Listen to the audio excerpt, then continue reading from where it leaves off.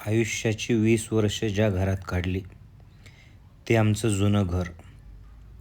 तिथे drainage choke up झालं आणि ते सगळं घाण पाणी घरामध्ये आलं.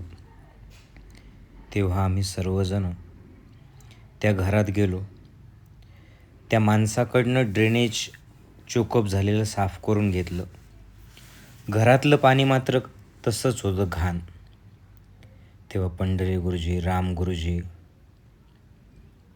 कृष्णा गुरुजी, आम्ही सगळेजण, गणेशजी, प्रियंका निळकंठताई, आम्ही सगळेजण ते साफसफाईला लागलो. मलाही मार्केट.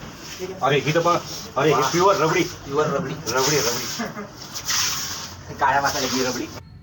काम करताना कसली आली हो लाज. तेच तर आपण ज्ञानयोगात शिकतो. अरे नरकात जरी टाकलं तरी त्या नरकाला स्वर्ग निर्माण करणारे आपण सगळेजण कर्मयोग ज्ञानयोगातून शिकलो.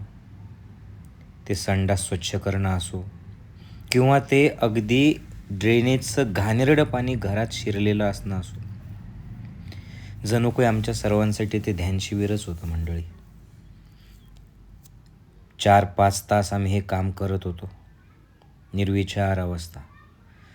ते सगळं बाहेर काढल्याच्या नंतर कोणाला तक्रारीचा चान्ससुद्धा दिला नाही. रस्त्यासहित ज्यावेळेस आम्ही सगळं स्वच्छ केलं घर, त्यावेळेला मनसुद्धा स्वच्छ झालं होतं. हे स्वच्छ संडास, स्वच्छ घर आणि स्वच्छ मन. घरी आलो तर आनंदच. पल्लवीमांनी उकडीचे मोदक तयार केले होते. ते उकडीचे मोदक खाऊन मन तृप्त झालं.